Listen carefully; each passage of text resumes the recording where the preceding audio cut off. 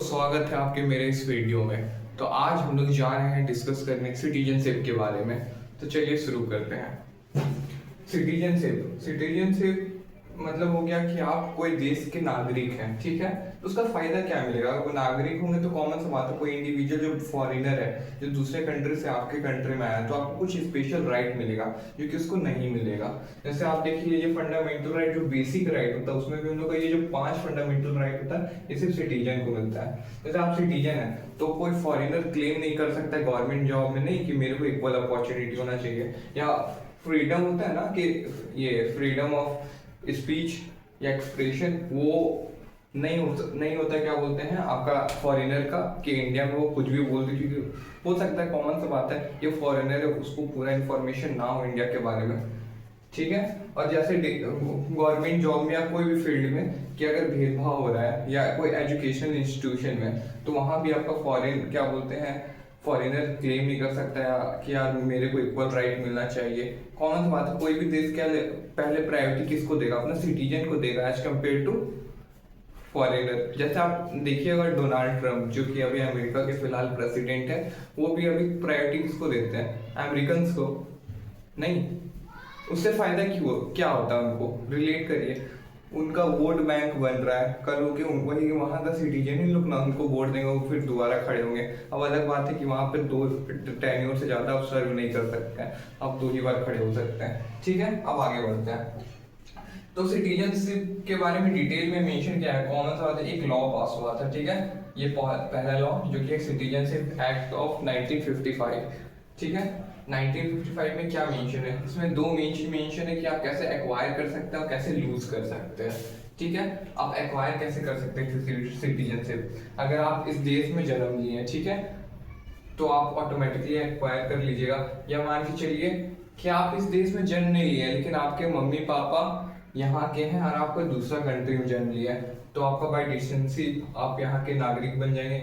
और अगर यहाँ पैदा होते तो बाय बर्थ बनते हैं। और मान के चलिए कि बाय रजिस्ट्रेशन भी आप बन सकते हैं। रजिस्ट्रेशन से मतलब क्या समझे कि नहीं पास्ट में आपका कोई संबंध रहा हो तो या अभी संबंध है तो उसके थ्रू मतलब कुछ रिश्ता होना चाहिए, ठीक है। जैसे कि अभी संबंध है इन द सेंस कि मान चलो कोई इंडिविजुअल है, कोई लड़का है वो कोई औरत से शादी किया कोई फॉरेनर से, तो फॉरेनर रजिस्ट्रेशन के थ्रू यहाँ पे ये सिटीजनशिप यहाँ का ले सकती है।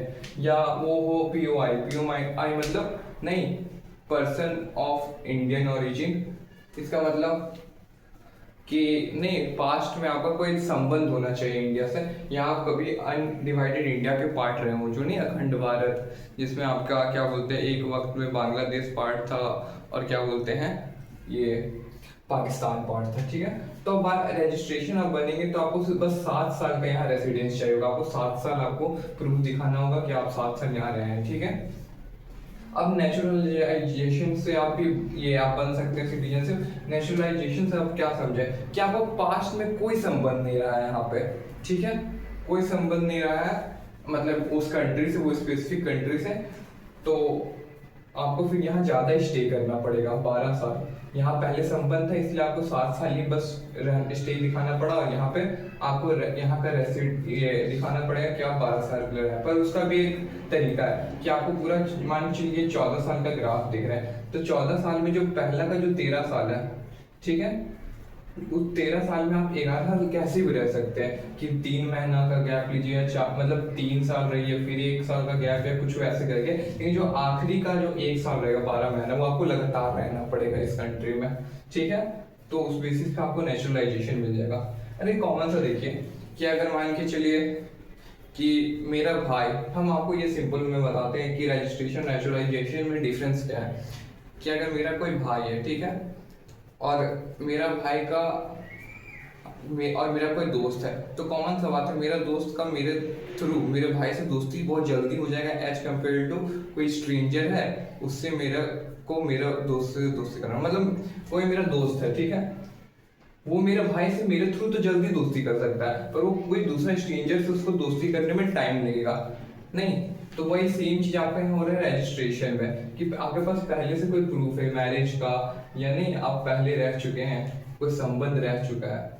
और अब आ जाते हैं 5वां में कि बाय इनकॉर्पोरेशन ऑफ टेरिटरी, मान के चलिए कि कल हम लोग अटैक कर लेते हैं ये पाकिस्तान में और पूरा पाकिस्तान को एक्वायर कर लेते हैं, तो जो पाकिस्तानी लोग रहेगा वो इंडिविजुअल ये नहीं कि ऑटोमेटिकली इंडिया के नागरिक बन जाएंगे, क्योंकि उस समय क्या पाकिस्तान आपका इंडिया का पार्ट बन चुका है इसलिए।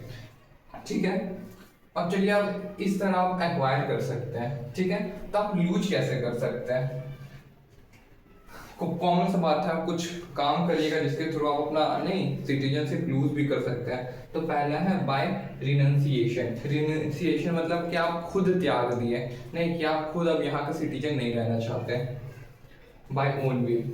अब दूसरा रहेगा बाय टर्मिनेशन। बाय टर्मिनेशन बोले तो कि आप कोई दूसरा कंट्री का नागरिकता ले लिए, जैसे अमेरिका का, तो आपको छोड़ना ही पड़ेगा यहाँ का सिटीजनशिप। ठीक है, वहाँ पे आपके पास कोई ऑप्शन नहीं है। और फिर आखिरी में है बाय डेप्रीविएशन। डेप्रीविएशन बोले तो कि आप माल प्रैक्टिस कर रहे हैं अपने ही देश के अगेंस्ट।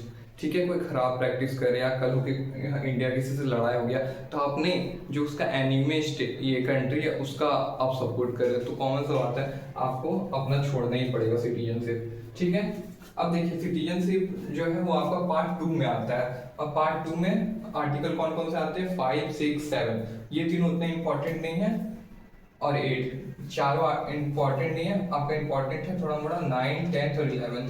9th में क्या मेंशन है, वही टर्मिनेशन वाला, कि कल को क्या कोई दूसरा कंट्री का आप सिटीजनशिप एक्वायर करते हैं तो आपको इस कंट्री का सिटीजनशिप त्यागना पड़ेगा। ठीक है, ये आर्टिकल 9 में मेंशन है। आर्टिकल 10 में मेंशन क्या है, कंटिन्यूएशन ऑफ सिटीजनशिप, कि आप ऐसा क्या ना करें कि आपका कंटिन्यू होते रहे सिटीजनशिप, नहीं। और आखिरी में है कि देखिए आर्टिकल 11 में कि जो आपका ये सिटीजनशिप है वो बहुत इंपॉर्टेंट मुद्दा है, तो इस ये सिटीजनशिप से रिलेटेड जो भी कानून होगा, नहीं कानून उसको बनाने का पावर कॉमन सा बात है पार्लियामेंट के पास होना चाहिए, ना कि कोई स्पेसिफिक स्टेट लेजिस्लेचर के पास। तो वही लिखा है कि only parliament has the power to make laws related to citizenship. ठीक है, एक बार लोग फिर से ब्रीफली एक बार डिस्कस कर लेते हैं। क्या डिस्कस किया कि सिटीजनशिप आप समझ गए होंगे कि कोई पर्टिकुलर देश का नागरिक, और ये जो फंडामेंटल राइट होते हैं वो सब आपके क्या बोलते हैं सिटीजन को मिलते हैं, पर जरूरी नहीं कि वो फॉरेनर को भी वो सब मिले सारे फंडामेंटल राइट। लेकिन देखिए अब सिटीजनशिप अमेंडमेंट एक्ट के थ्रू इसको हम कैसे एक्वायर कर सकते हैं, कैसे लूज कर सकते हैं, ये दोनों चीज आया। अब इसे एक्वायर कैसे कर सकते हैं, अगर आप इस पर्टिकुलर देश में पैदा हुए हो, जन्म लिए हो, तो आप एक्वायर कर सकते हैं। अगर मान लीजिए आपके पेरेंट्स यहाँ के हैं पर आप पैदा कहीं और लिए हो, नहीं किया गया, पापा मम्मी कहीं घूमने निकले थे और वहाँ पे आपका जन्म हो गया कोई दूसरा कंट्री में, तो आप हो जाएंगे यहाँ के। और मान के चलिए कि कोई फॉरेनर से आप शादी किए, तो फॉरेनर क्या आपका रजिस्ट्रेशन के थ्रू यहाँ का सिटीजनशिप ले सकते हैं, 7 साल का स्टे करना होगा। मान लीजिए आपका कोई संबंध नहीं यहाँ से, तो आपको 12 साल का स्टे करके आप ले सकते हैं नेचुरलाइजेशन के थ्रू। और मान लीजिए वही इंडिया अटैक कर दिया कोई फॉरेन कंट्री में, तो वहाँ का जो सिटीजन लोग होगा वो ऑटोमेटिकली क्या बोलते हैं सिटीजन बन जाएगा इंडिया का। ठीक है, आप यूज कैसे कर सकते हैं, मान लीजिए आप खुद से विलिंगली अपना नहीं छोड़ दिए सिटीजन से त्यागना चाहें, तो उसको कहेंगे बाय रिनंसिएशन। या मान लीजिए आप कोई दूसरा कंट्री का एक्वायर कर लिए सिटीजनशिप, तो बाय टर्मिनेशन आपको छोड़ना होगा। या मान के चलिए आप कोई माल प्रैक्टिस किए, कोई गलत काम किए देश के अगेंस्ट, तो बाय डेप्रीविएशन आपको छोड़ना पड़ेगा। आप ये कह सकते हैं कि जो टर्मिनेशन वाला है ना, यही आपका एक तरफ से आर्टिकल 9 है, दोनों में सेम चीज लिखा है। ठीक है, आर्टिकल 10 आप समझ गए कि क्या आपको नहीं करना है, कि आपका ये कंटिन्यू चलता रहे सिटीजन से। और आखिरी में है आपका आर्टिकल 11 कि ये जो है ये बहुत इंपॉर्टेंट मुद्दा है, सिटीजनशिप एक बहुत इंपॉर्टेंट मुद्दा है, तो इस पे जो लॉ बनाने का जो पावर रहेगा वो सिर्फ पार्लियामेंट के पास रहेगा। ठीक है, आशा करता हूँ कि आपको ये सिटीजनशिप वाला मुद्दा समझ में आया होगा। तो चलिए हम लोग फिर मिलेंगे नेक्स्ट वीडियो में, तब तक के लिए बाय बाय।